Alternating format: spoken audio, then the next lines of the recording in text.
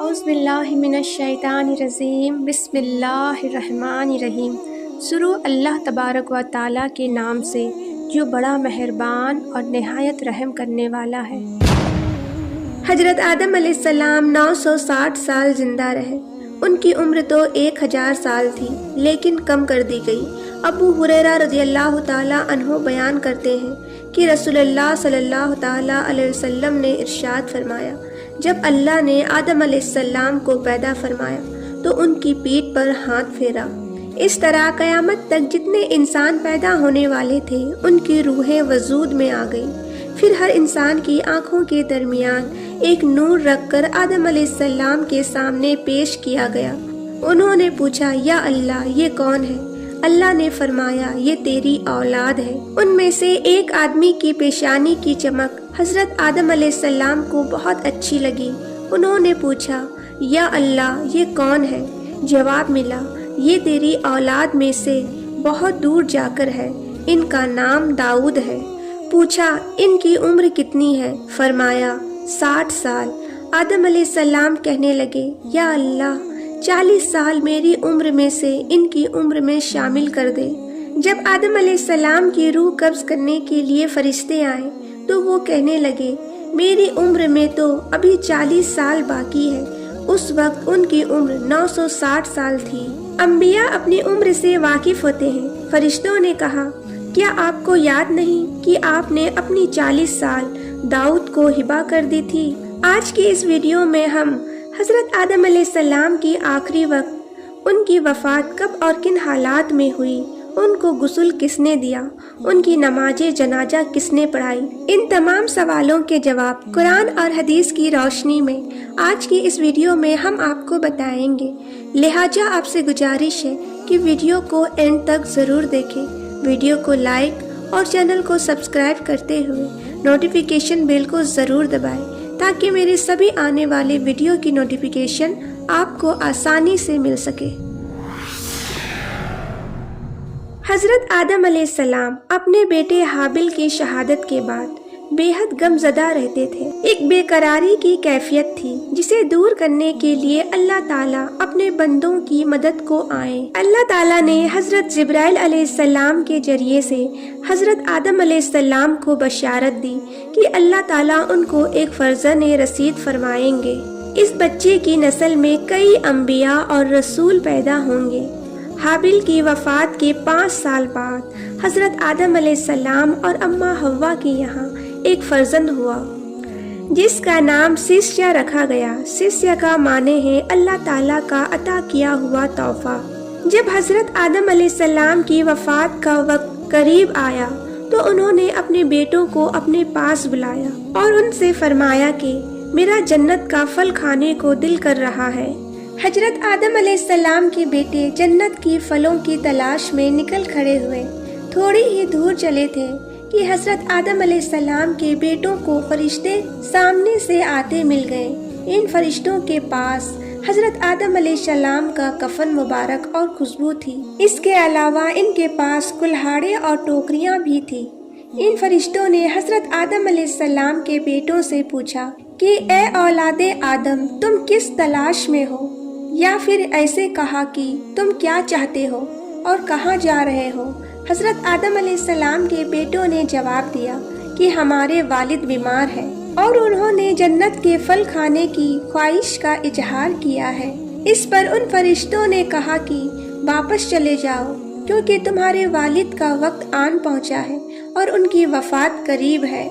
اس کے بعد جب فرشتے حضرت آدم علیہ السلام کی روح مبارک کو قبض کرنے کے لیے آئے تو ماں حوا نے فرشتوں کو دیکھ کر پہچان لیا۔ اماں حوا حضرت آدم علیہ السلام سے لپٹ گئی، جس پر حضرت آدم علیہ السلام نے فرمایا کہ مجھ سے الگ ہو جاؤ، مجھ پر پہلے بھی مصیبت تمہارے ذریعے سے ہی پہنچی تھی، مجھے میرے رب کے فرشتوں کے ساتھ رہنے دو۔ اس کے بعد فرشتوں نے حضرت آدم علیہ السلام کی روح مبارک کو قبض کیا۔ آپ علیہ السلام کے جسم میں عطر کو غسل دیا گیا، آپ کو کفن پہنایا گیا، خوشبو لگائی گئی۔ اس کے بعد آپ علیہ السلام کے لحاد مبارک کو تیار کیا گیا۔ آپ کی نماز جنازہ ادا کی گئی۔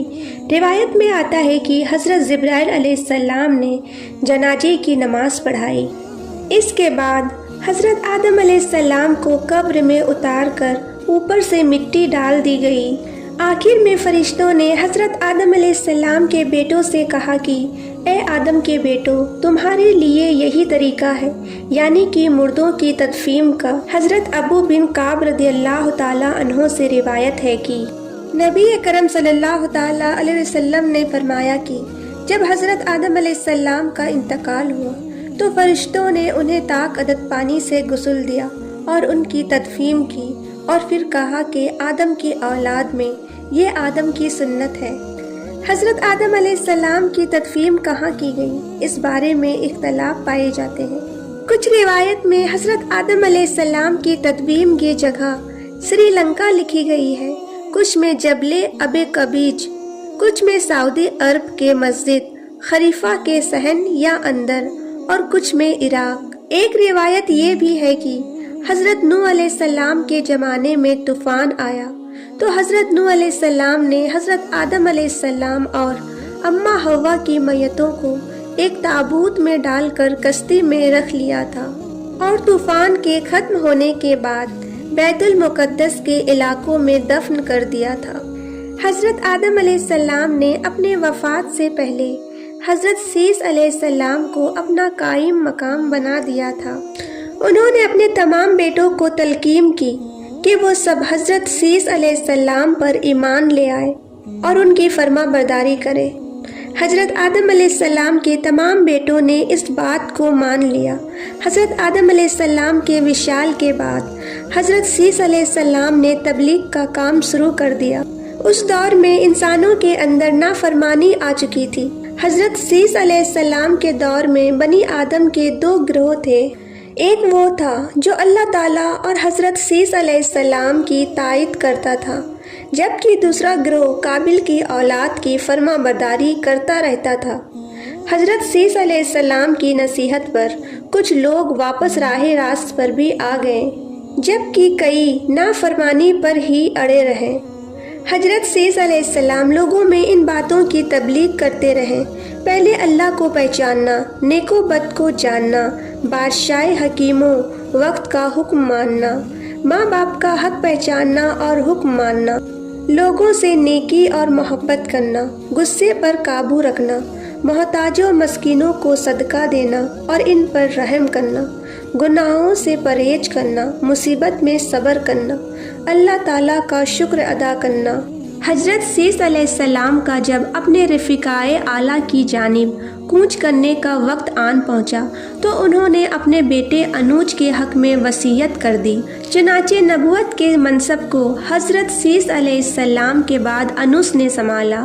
انوس کے بعد یہ منصب ان کے بیٹے کیان اور پھر ان کے بعد مہلائل کے حصے میں آیا۔ مہلائل کے بارے میں تاریخ نویس لکھتے ہیں کہ وہ انسانوں میں سب سے پہلے انہوں نے درختوں کو کاٹا اور بڑے بڑے قلعے تعمیر کیے۔ بابل قدیم عراق اور سویچ قدیم ایران کے شہر مہلائل نے ہی تعمیر کیے۔ ان کی وفات کے بعد ان کے بیٹے ایارد نے ان کا منصب سنبھالا۔ ایارد نے اپنے وفات کے بعد اپنے بیٹے خنوک کو وصیت کی کہا جاتا ہے۔ خنوک کا دوسرا نام حضرت ادریس علیہ السلام ہے۔ حضرت آدم علیہ السلام کی عمر مبارک 130 سال تھی جب ان کے یہاں حضرت سیس علیہ السلام کی پیدائش ہوئی۔ حضرت آدم علیہ السلام کے بعد بنی نوع انسان حضرت سیس علیہ السلام سے آگے بڑھی۔ اس کی وجہ یہ ہے کہ حضرت آدم علیہ السلام کے دیگر بیٹوں سے ان کی اولادوں کا سلسلہ زیادہ لمبا نہ چل سکا۔ تمام انبیاء اکرام بھی سیس علیہ السلام کی نسل میں ہی پیدا ہوئے۔ قرآن کریم میں حضرت سیس علیہ السلام کا ذکر موجود نہیں۔ نبی کریم صلی اللہ تعالیٰ علیہ وسلم کی ایک حدیث مبارکہ کے مطابق اللہ تعالیٰ نے اپنے نبیوں پر 100 صحیفے اور 4 کتابیں نازل فرمائی ہے۔ ان میں 100 صحیفوں میں سے 50 صحیفے حضرت سیس علیہ السلام پر نازل ہوئی۔ اس بات سے حضرت سیس علیہ السلام کی نبوت ثابت ہوتی ہے۔ آپ اللہ تعالیٰ کے دوسرے نبی تھے۔ حضرت آدم علیہ السلام نے بعض روایتوں کے مطابق حضرت سیس علیہ السلام کو طوفانی نوح سے خبردار کر دیا تھا، اور یہ بھی کہا گیا تھا کہ اگر تم وہ زمانہ پاؤ تو میرے جسم کو کہیں اور منتقل کر دینا۔ حضرت آدم علیہ السلام نے ساتھ یہ بھی فرمایا کہ اگر تم وہ زمانہ نہ پاؤ تو اپنی اولاد کو اس کام کی وصیت کر دینا۔ حضرت آدم علیہ السلام نے جنت میں ایک وقت مقرر گزارا تھا جس کے احوال جاننے میں حضرت سیس علیہ السلام کو بے حد دلچسپی ہوا کرتی تھی۔ اپنی اولاد میں حضرت آدم علیہ السلام کو سیس علیہ السلام بے حد محبوب اور عزیز تھے۔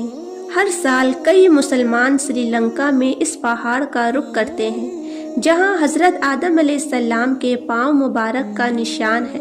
اس بارے میں دلیل یہ دی جاتی ہے کہ پیر کا نشان ایک بے حد اونچے اور بڑی جسامت کے شخص کا ہے۔ عام انسان کا پیر اتنا بڑا نہیں ہو سکتا۔ حضرت آدم علیہ السلام کے قد 60 میٹر یا 60 ہاتھ تھا۔ اللہ تعالیٰ سے دعا ہے کہ ہمیں ہمارے نبی حضرت محمد مصطفیٰ صلی اللہ تعالیٰ علیہ وسلم کے بتائے ہوئے راستے پر چلنے کی توفیق عطا فرمائے۔ آمین ثم آمین۔ ویڈیو اچھی لگی ہو تو ویڈیو کو لائک اور چینل کو سبسکرائب کرتے ہوئے نوٹیفیکیشن بیل کو ضرور دبائیں، جس سے میری سبھی آنے والی ویڈیو کی نوٹیفیکیشن آپ کو آسانی سے مل سکے۔